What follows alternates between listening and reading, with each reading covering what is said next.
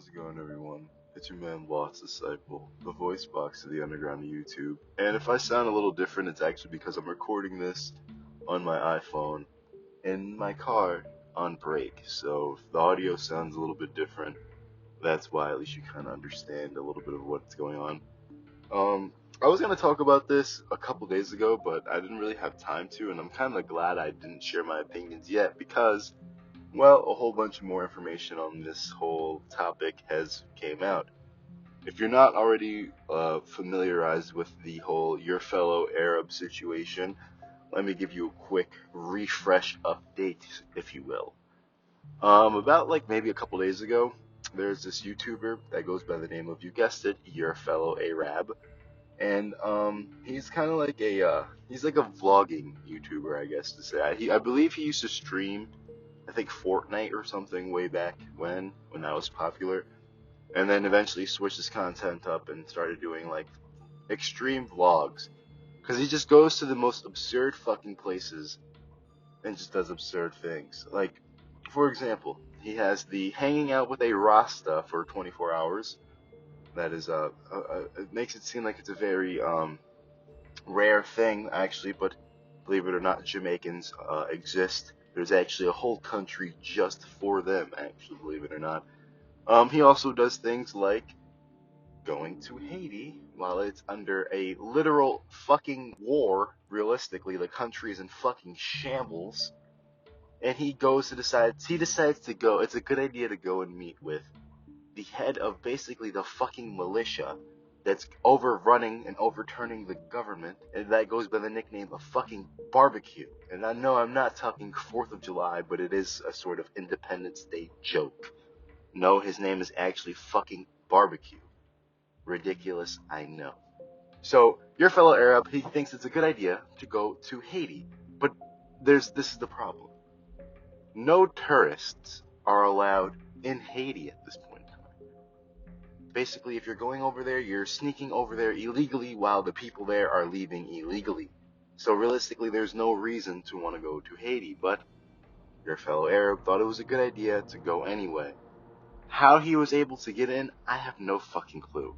There's a video that he released of him in this hotel, and he claims that it's actually fucking abandoned. There's no one there but the workers because, as I said before, no tourists are allowed in or out of Haiti. Realistically, no one is allowed in or out of Haiti, no matter who the fuck you are.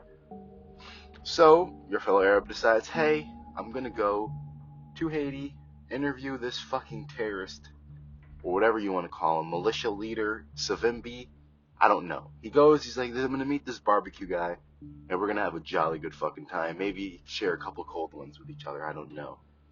And in the process of this, like, he actually ends up getting fucking kidnapped. Not even, you can't kidnap an adult. This nigga got abducted.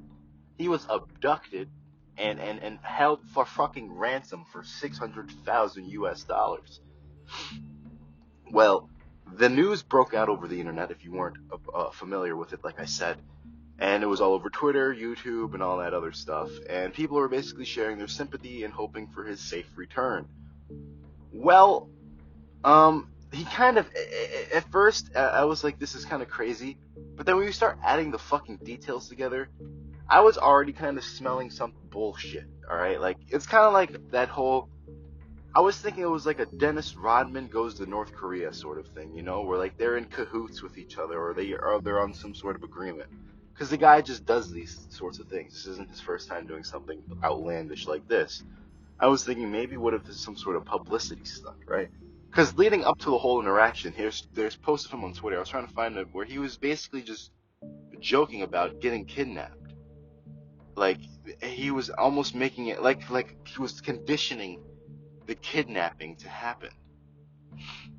And to add up to it, right? He ends up actually getting fucking kidnapped, right? Like, it was some big joke. So they talk about it. People reacted. Sneeko talked about it. His boys and his friends, they all talked about it, and they were like, yeah. Your Fellow Arab was kidnapped about a couple days ago, I think a week or two actually, I don't remember the exact tweet, can't find it, and they're working to get him home. Well, news just broke out, I believe last fucking night, that he was freed. Apparently, right, he was just released. He tweeted out on Twitter. Let me just pull this up real fast because he did make a couple tweets. He said, "Cameraman never dies." Wait 1 second. "Cameraman never dies. I've been released. Glory be to God," and some bullshit at the end. Yeah. So it's honestly I think, and he also had a couple tweets before. He was like, "Imagine all the shit I've done that should have killed me, and I died of a car accident. I'd be the biggest pussy of all time. Light scratches keep moving." And there's like the tweets with him and his buddies talking about like getting kidnapped and all that other stuff. I don't know. I feel like this was one big publicity stunt. So right here he has another tweet saying, "I was kidnapped purely for the color of my skin. I was kidnapped for being a blanc. Can't give any more detail till I'm home, but all I will say for now is glory be to God. Released between Good Friday and Easter. When you're kidnapped in the middle of the Haitian desert, 60 minutes away from any civilization in a concrete shack surrounded by barbed wire, you don't pray to a rainbow flag, you pray to God." Well, I don't know. And then he goes on to make another tweet. He said, "And yeah, now that it's public, I'm a Maloof."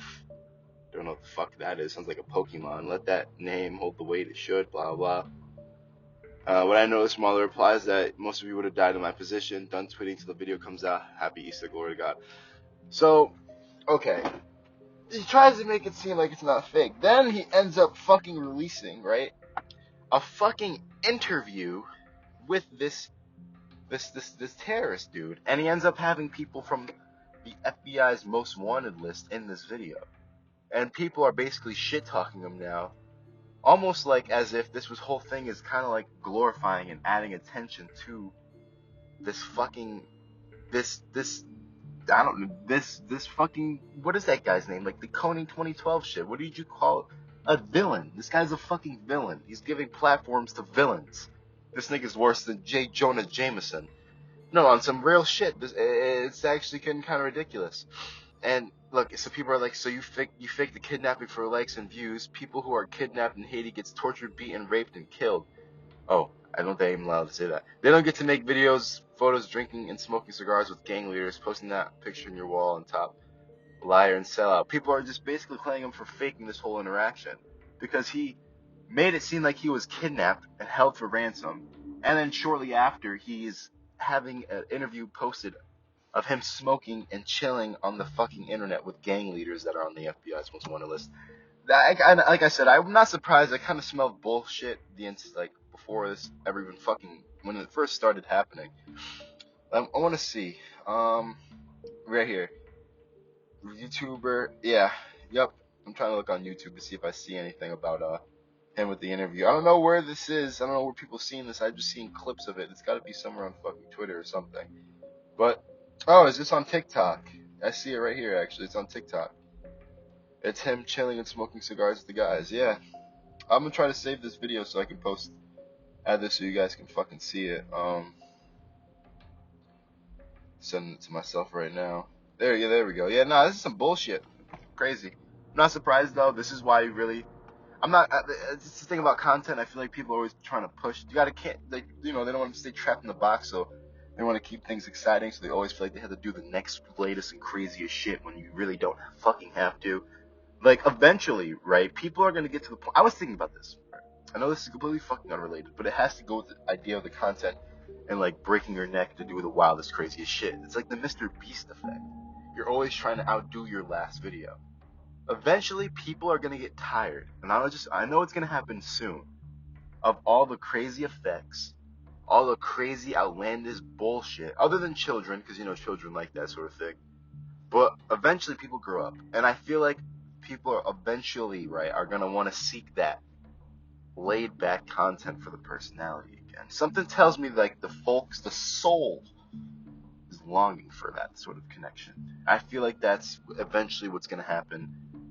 I'm not too sure. I'm positive. I know this guy's a fucking idiot. Dude, don't ever think it's okay. This guy's just a fucking straight numbnut, alright? This is a Nimrod at its finest. Don't think you can replicate what the fuck this guy does. Don't go to countries that are in the middle of a fucking crisis thinking you can get away with it, because unlike your fellow Arab, you will be fucking tortured, mutilated, and probably turned into a fucking wall decoration. Just don't do it. It's not worth it. I don't want to take any more of your time. I'm glad this whole situation, I waited for it to boil out before I said anything. As always, it's your man Lost Disciple, the voice box of the underground of YouTube, and I will see you in the next video. Peace out.